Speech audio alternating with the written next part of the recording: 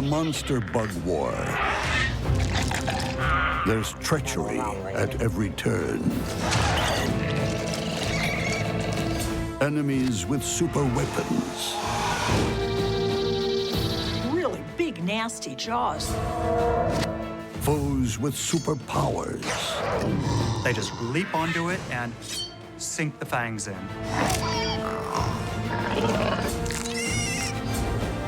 In a bug war, your best chance of staying alive is to take nothing for granted.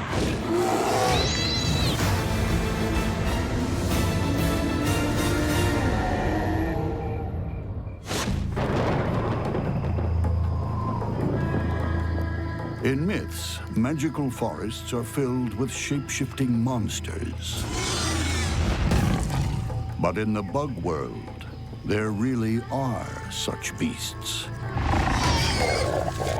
They morph into their eerie environment to catch their victims off guard. What happens when a gray tree runner mantis and a Lichen huntsman drop their invisibility cloaks? Their true and deadly colors are revealed. One of the most powerful tricks a magician can master is to make things disappear. And in the monster bug world, invisibility can mean the difference between life and death. Camouflage is probably the most important form of defense in the bug world, even for really capable fighters like Mantis. Once your foes spot you, you have a good chance of being injured or even killed. They can't see you, they can't hurt you. The gray tree runner mantis has perfected the art of blending in. It moves about the forest like a shadow. This guy is like a ninja who can slip through the enemy territory without being seen, and then launches lightning-fast attack, catching the prey totally unaware. Even the mantis's massive compound eyes are striped, so their enemies can't see them in the trees. Made from hundreds of tiny units called omatidia, they're among the sharpest binoculars in the insect world. Detecting prey where others only see shadows. The size of the gray tree runner's eyes gives a great indication of how important they are. They can spot things that other bugs would have no chance of seeing. The mantis hits its target with pinpoint accuracy.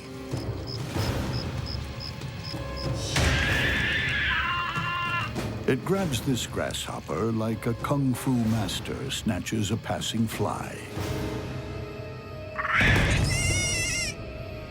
But holding it down is a bigger challenge. The grasshopper's legs bristle with spikes. One well-placed kick could deliver a permanent KO. But the mantis has raptorial legs. Once you're trapped, there's little chance of escape.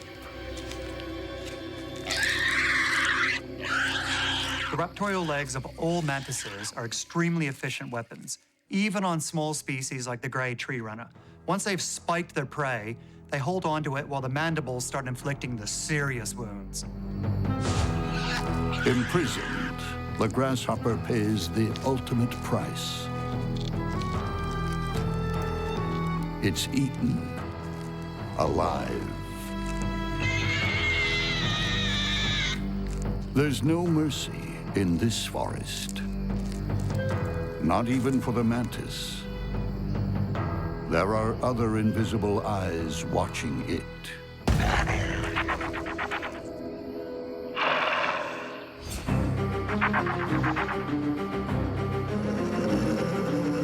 The Lichen huntsman takes the power of invisibility to the ultimate level.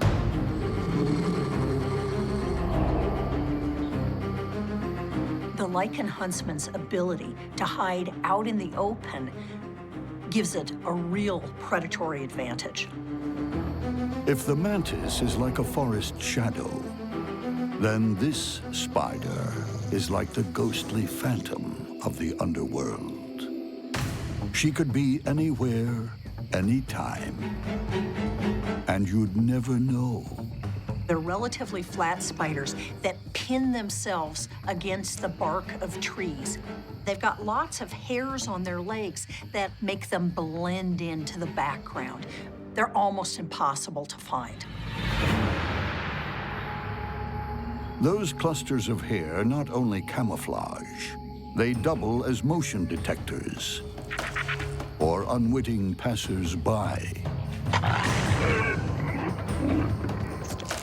If all else fails, there's her all-seeing eyes.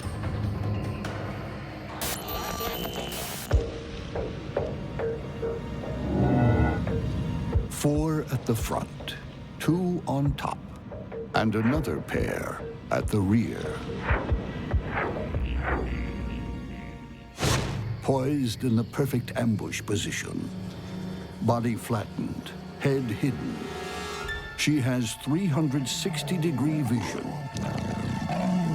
At the first sight of prey, the phantom morphs from ghost to demon.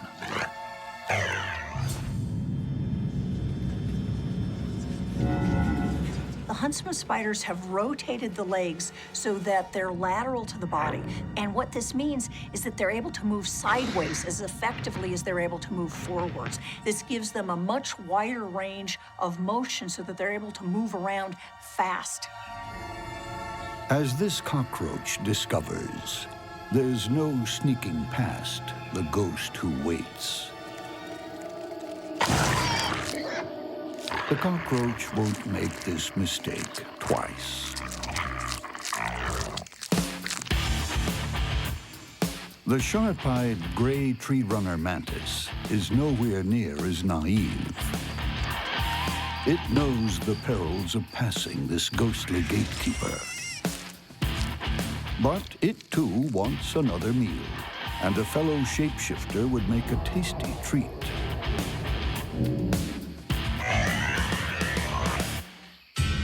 The gray tree runner mantis is a stealthy killer in a camouflage suit. It springs from nowhere to snatch its prey and eat it alive. Then disappears back into the forest like a shapeshifter. It's not the only ghostly shadow in the forest. The Lichen huntsman also has extraordinary powers of invisibility. So when two masters of camouflage come face to face, conflict is inevitable.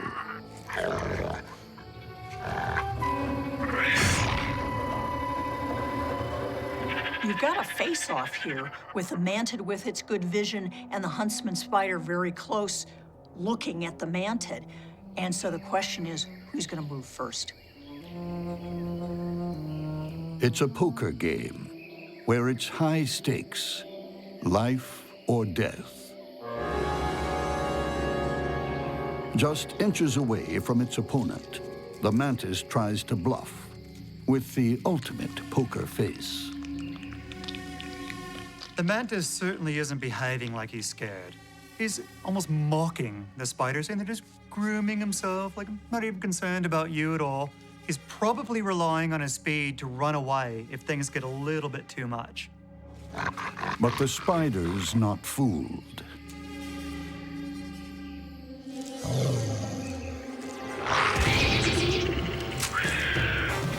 No amount of speed will protect the mantis now. The ghostly spider's fangs pierce the mantis's thorax like massive poison darts, stopping it dead in its tracks. The spider eats at leisure. So what she's going to do is she'll mash up the mantid, regurgitate digestive enzymes, suck up the prey, Depending on the size of the mantid, it'll take anywhere from half an hour to hours. When it's over, it's time to put out the trash. And the phantom of the underworld fades invisibly back into the forest.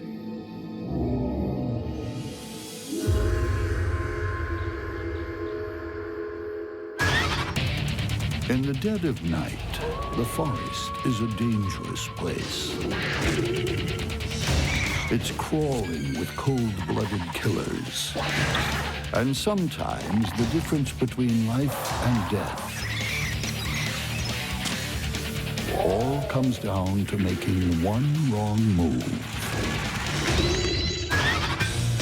What happens when a destructive katydid clashes with a tent spider? The home ground advantage may not be enough.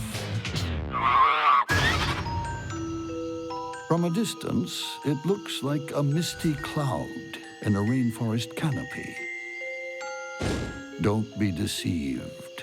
Enter this gossamer nightmare, and you're on a guaranteed journey through hell. It's the hunting ground of the tent spider. And worse still, where there's one tent spider, there are hundreds. Tent spiders live in groups.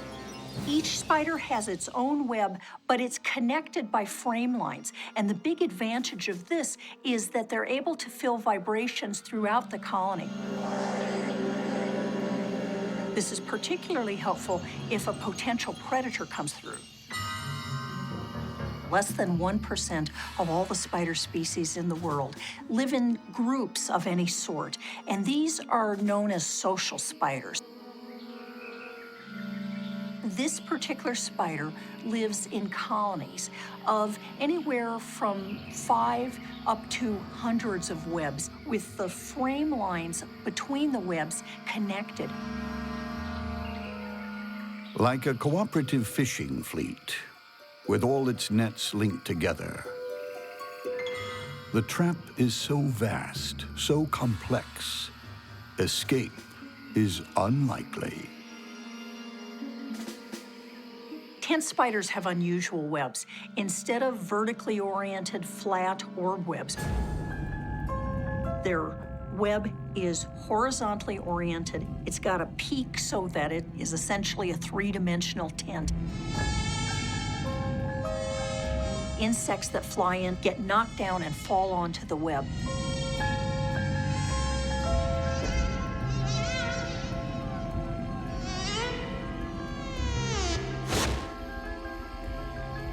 With bright markings to warn off aerial predators. These spiders hang out at the very top of their own personal tents, upside down and waiting for company. Tent spiders, like other orb weavers, have 3 claws on the ends of their feet. In between the claws, they have kind of an oily gland. Although they have the 8 legs, they're just barely touching their silk. The special oil keeps tent spiders from sticking to their own web.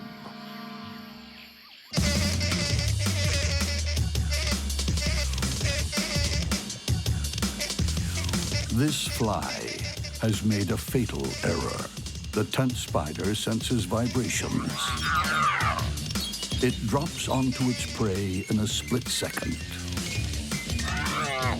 They grab it in their 3rd legs, and then they wrap it up, using their 4th legs to pull swaths of silk. They wrap up their prey very, very effectively. Once the victim is wrapped, it's bite time.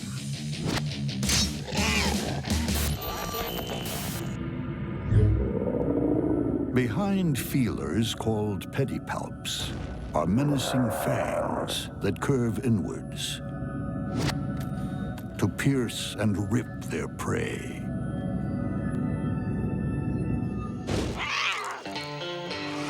Within moments, the tent spider is back at the top of her silken dome, devouring her tightly wrapped snack. Just yards away, also prowling for a snack, another equally terrifying rainforest fighter. The destructive Katydid.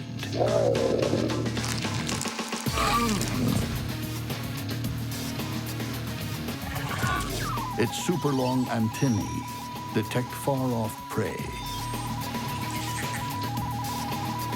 The antennae are at least as long as the body, so this allows the katydid to sense prey approaching from quite some distance away. They're incredibly active and mobile, just cruising all the time, checking out, getting the cues, trying to get that little elusive chemical trail to tell it what's approaching or what's recently been around. Its lime green body is near perfect camouflage. When it's time to eat, this bug is all business. Whether it's gorging on a giant cicada or disemboweling a live caterpillar. This guy is the bolt cutter on 6 legs, and to make things worse, he's in the habit of eating his victims alive. He'll slice through the exoskeleton, open it up, and start munching on the soft bits beneath. It's the essence of horror, a bestial slaughter, done with clinical precision. But there's more to this killer than just a big mouth. 2 pair of legs are lined with twin rows of spines. Now, once a prey is locked into those, it's pretty much time to call the Undertaker. But those spiky limbs aren't just used in a death grip. They have defensive capabilities as well. Katydid front legs come with built-in sonic detectors. Their hearing organs, called tympana, are located on the forelegs just above the spines. They use these to detect the calls of other katydids, but they can also use them to listen out for the sounds of bats echolocating.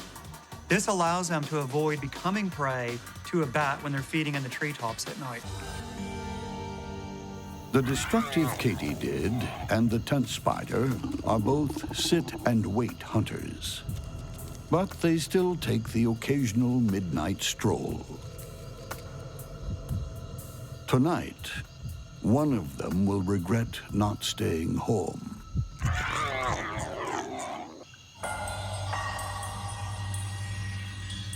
Strung across the rainforest canopy is a silken cloud of death.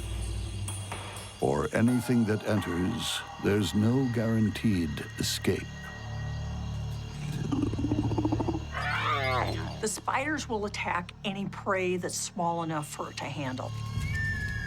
This destructive katydid has few rivals on terra firma.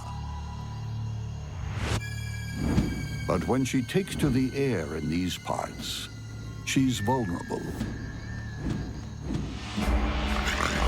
The tent spiders have lousy vision, but they are incredibly sensitive to vibrations. And so they're very, very responsive to airborne vibrations and vibrations in their silk. The katydid's unplanned landing is met by a barrage of legs and spider silk. They wrestle frantically. As long as the katydid is stuck in the web, it is at great risk of becoming prey to the tent spider. It needs to cut its way out, and fast. If those jaws do break free, the fight could turn in an instant. This katydid has really big, nasty jaws that could totally do in this spider. It's important to the spider to keep that katydid as far away as it possibly can from its body while still entangling it further or wrapping it up further in silk. The katydid tries to kick through the silk with its sturdy hind legs. It snips at the web. It's really a race against time. It can easily cut itself out of the web. That's not the problem. The problem is, can it do it before it's attacked by the spider and pumped full of venom? The spider must move fast. What it needs to do is it needs to get in there, bite the katydid, and pump as much venom as it can in there, but still make sure that that katydid can't bite it. The tent spider makes its move.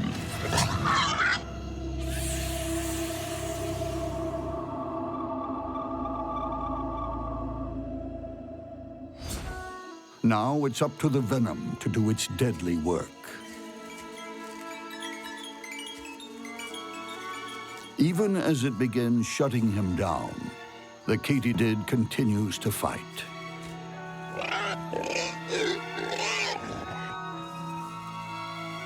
But it's too late.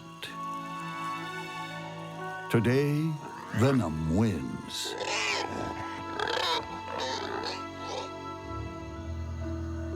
And the silken cloud of death claims another victim.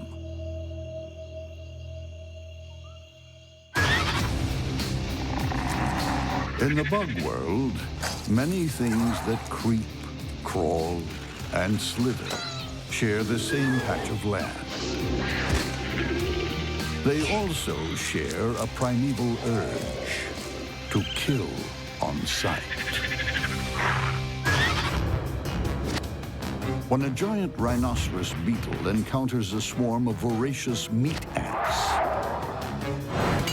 it's a conflict that will end in blood.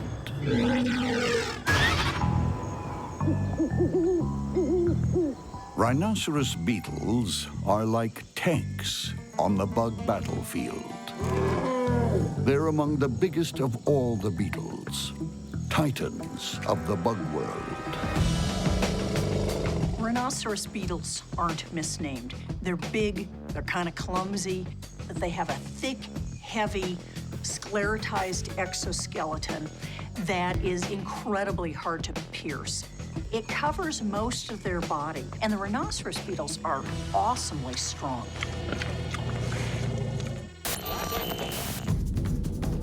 On a power-to-weight ratio, these battle bugs are the strongest animals on the face of the earth.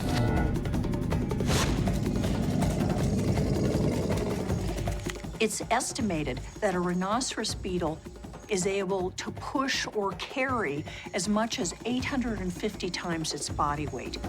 We're talking that a human could lift as much as 65 tons. This is a crazy heavy amount that this rhinoceros beetle is able to carry.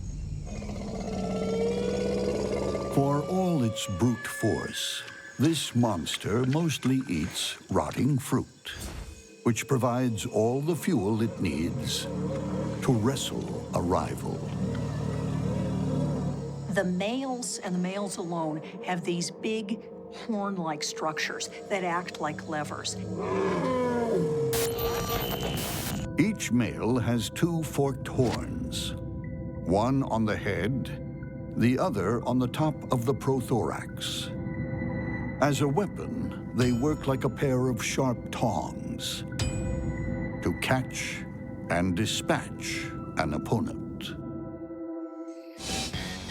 When two males come to blows, the reason is always the same. They both want the turf and the ladies. If he's got a pile of rotting fruit near a log, he'll try to defend this spot and hope that females come in. The male uses his horns as a lever and is able to flip other males off the log.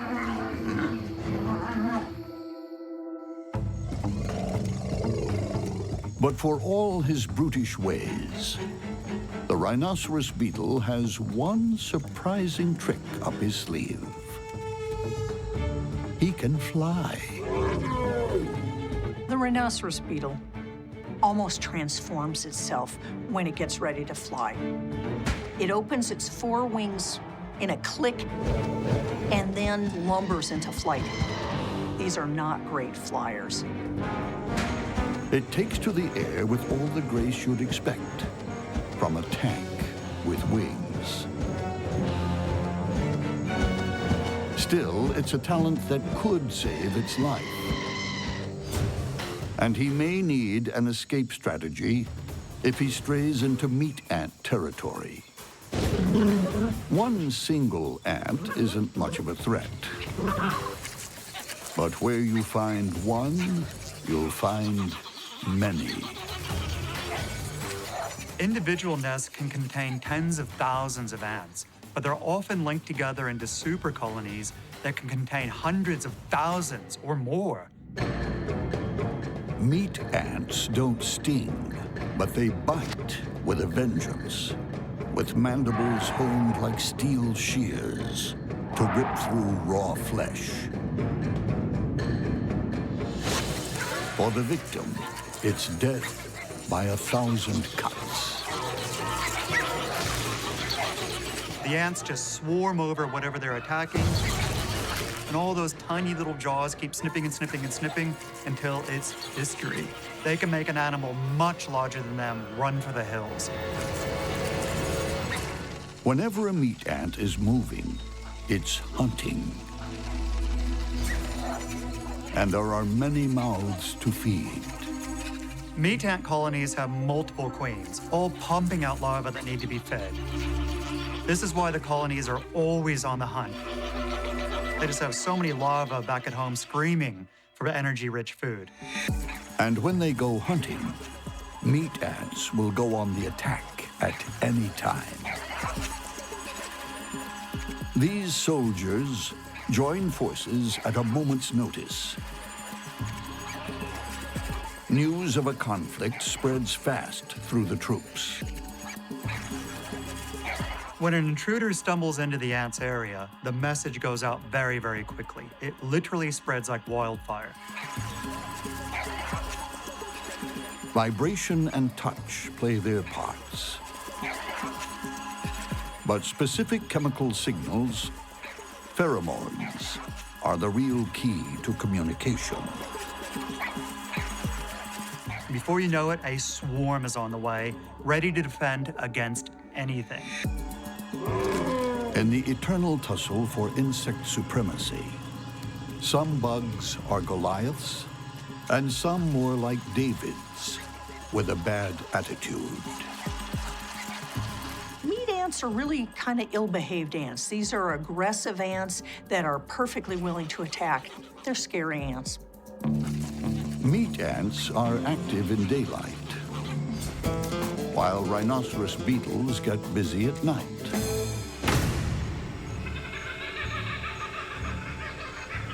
But there's sometimes a crossover hour.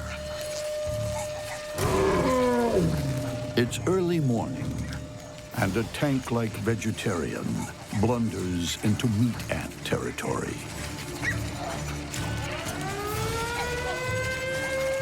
The alarm goes out through the colony. The ants have sent out the chemical signal to call in further reinforcements. So if the beetle's in trouble now, soon he's going to be in even bigger trouble. As the ants start nipping at his heels, he loses his balance and falls onto the nest. The beetle's best defense is its impenetrable armor. Really, the only places where these ants are going to be able to get in and bite at the rhinoceros beetle effectively is at its joints.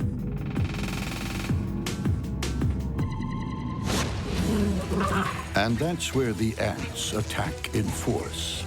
The beetle tries to escape. He needs to get clear to fly away.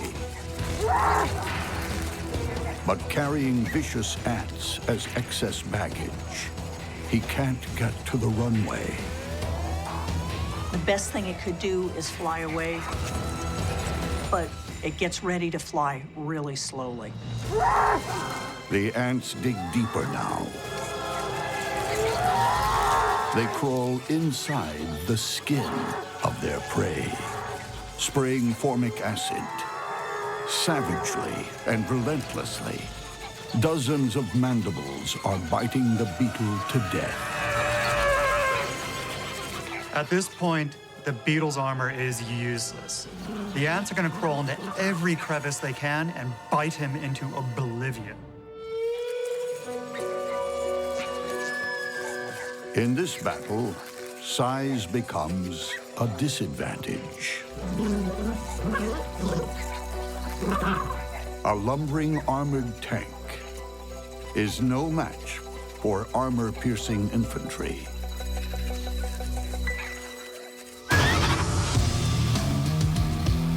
The way some bugs move makes your flesh crawl.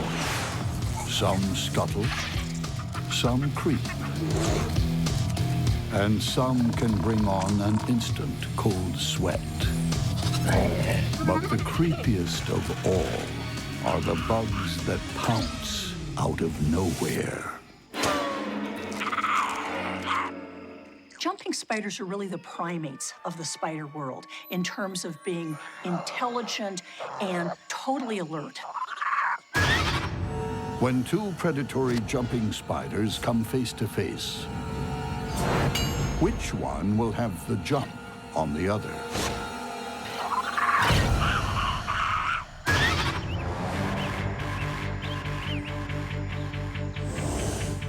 In the Battle of the Leaping Assassins, the long-jawed jumping spider is armed to the teeth. The long-jawed jumping spider is in many regards a fairly typical jumping spider. But what makes these spiders unusual is that they've got these incredibly long, thick chelicera with long fangs that are almost half its body length. Some spider fangs are barely visible. Not these. These have the potential to be really good weapons. That's bad news for all kinds of prey. Not only that, but you can't sneak past a killer whose eyes are everywhere.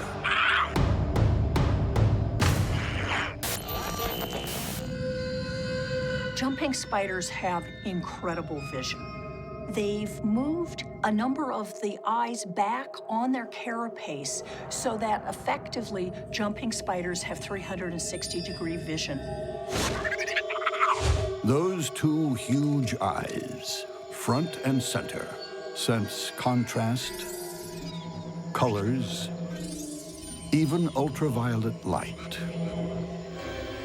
While the other 6 eyes keep a lookout for lunch in their own way. The eyes on the side are doing something very different. These eyes are exquisitely attuned to motion. And so they've got this combination of contrast and motion, which makes them highly effective eyes. And the tiniest motion draws their attention.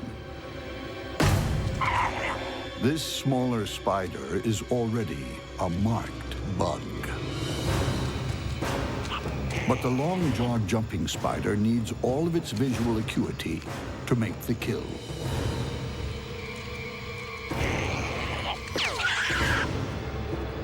If you're jumping long distances, you need to have good depth perception so you actually land on your prey and effectively catch it.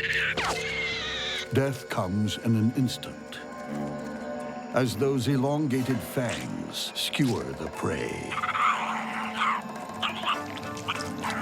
With brains and brawn, the long-jawed jumping spider is more than a match for most bugs its size.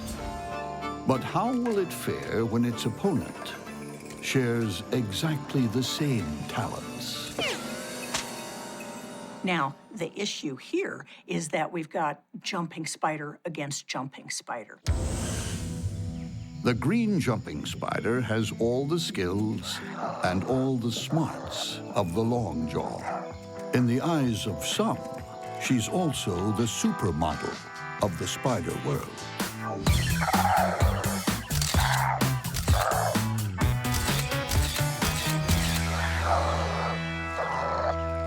That green jumping spider is absolutely gorgeous and big. In the minuscule world of jumping spiders, big is a relative term. The body is compact and the legs short. The perfect build for a spider that leaps onto its prey.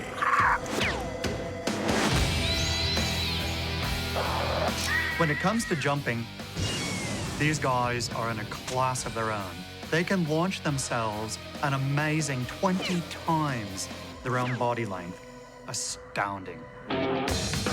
And if that long jump happens to miss the mark, she has a safety line. Every so often, she'll touch her spinnerets to whatever surface she's walking across and attach a safety line, just like a rock climber. That way, if she jumps and misses or falls short, she can haul herself right back out. More often than not, the jump is a winner. This time, the prey is a fly.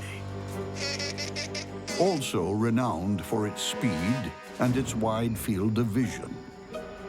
The green jumping spider measures the distance.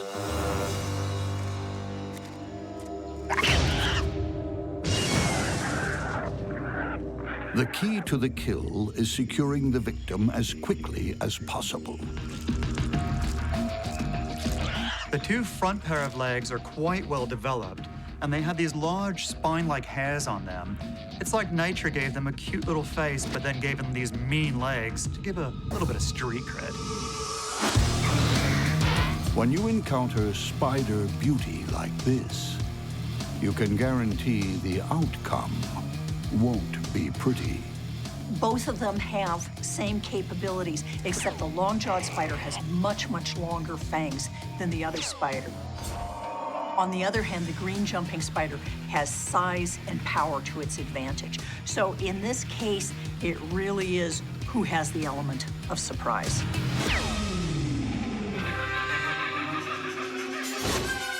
When two species of jumping spider target each other,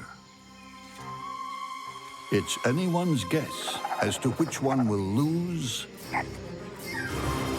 and which one will live to leap again. It's a close match. The long jaw might have bigger fangs, but, you know, size isn't everything. Then again, sheer body bulk might win the day. Both the spiders have fairly similar intellectual and visual capabilities, but one has a huge size advantage. And for what it's worth, the bigger green gorgeous assassin is a female, while the long jaw is a male. It's a battle of the species and the sexes, as the two jumping spiders get too close for comfort. The first one who sinks the fangs in wins. Jumping spider venom is really quite potent, very, very fast-acting. The larger green jumping spider makes the first move. It's a Mexican standoff. Who will blink first? The long jaw plays safe, but the green beauty isn't giving up. The key in this entire battle is whoever catches the other spider first is going to win. She stalks her opponent.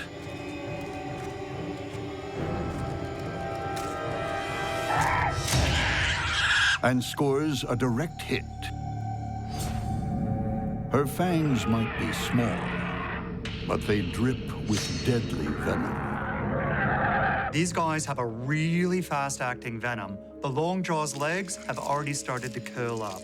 A sure sign it's about to pass its use-by date. As the long jaw discovered to his dismay, the supermodel is more than just a pretty face. Looks can kill. Of the world's 40,000 different spider species, only one is known to be a vegetarian. That means, in a spider's world, getting a square meal almost always means murder. When two master huntsmen go head-to-head,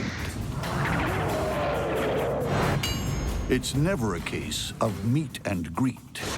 It's catch and kill. Like cage fighters, spiders may be known by their nicknames. This one goes by the initials GBH.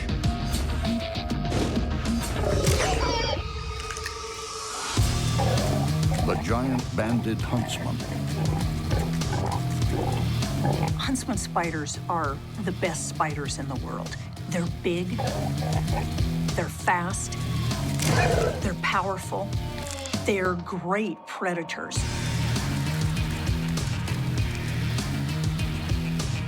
Those long legs give the huntsman a formidable reach advantage. We're talking probably on the order of 6 inches across, and they can get larger than this. These are big, fast spiders. This killer is a lowrider. Its specially designed legs let it hug the ground, so it keeps a low profile. Unlike other spiders whose leg joints hinge downward, the huntsman's legs hinge sideways. This means they can lie flat as a pancake. They can also move sideways, so she can jump in any direction. They are largely sit-and-wait predators. When something comes by, they run out incredibly fast and grab it. She smashes her prey with 2 monstrous fangs. The huntsman also has 8 eyes and giant limbs, bristling with sensory hairs to detect prey. She's a walking seismometer. They're very alert to vibrations. They've also got reasonable vision. If a prey item comes nearby them, they can essentially attack in any direction and do it really fast. So they can just take off sideways. But sometimes she meets her match. Another huntsman. This is the jungle huntsman, a close relative and arch enemy. It has every weapon the GBH has, plus 1 bonus extra. More speed. All huntsman spiders are quick. They have the ability to run fast and react fast. But the jungle huntsman, he's the gold medal sprinter of the lot. Bizarrely, those fast-moving legs extend using hydraulics. Spider blood flows directly into each limb, inflating them into motion. When blood pressure drops, the legs contract. An ingenious system of valves at the body alternates the pressure.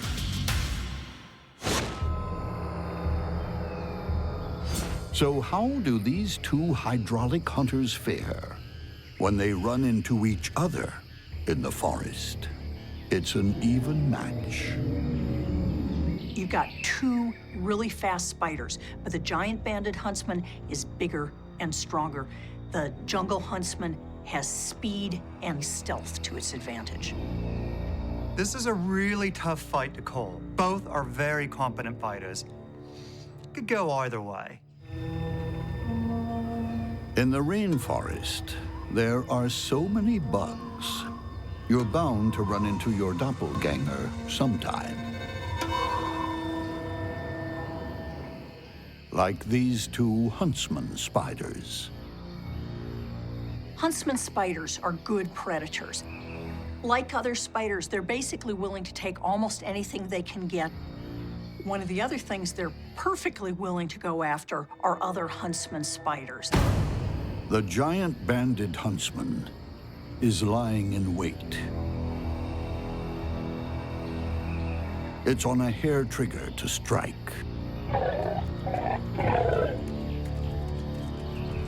This jungle huntsman is also looking for a meal. But there's a problem. They're occupying the same diner, and neither one wants to share. There aren't any fancy tricks to the way these spiders catch their prey. For them, it's all about speed and agility. Quite simply, they just leap onto it and sink the fangs in. The jungle huntsman goes for a speedy sidestep. But the GBH moves even faster.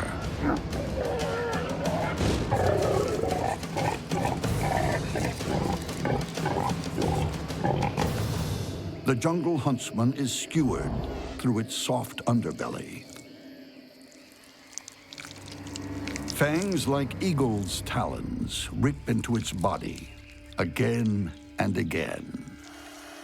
The giant banded huntsman is able to really crunch up its prey once it catches it. The fangs are big, they're strong, really go deeply, and they're really able to do some damage. One night out with a giant banded huntsman,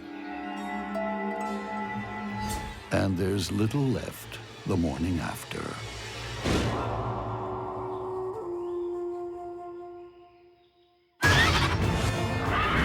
Winning a bug war is often the triumph of finesse over firepower. A finely woven web can neutralize fearsome armaments. Maneuverability can outflank a fast-moving foe. Well-organized infantry can overcome impenetrable armor. And relentless pursuit prevails over hard-hitting weaponry. When you're fighting a bug war, it's the things you don't see that kill you.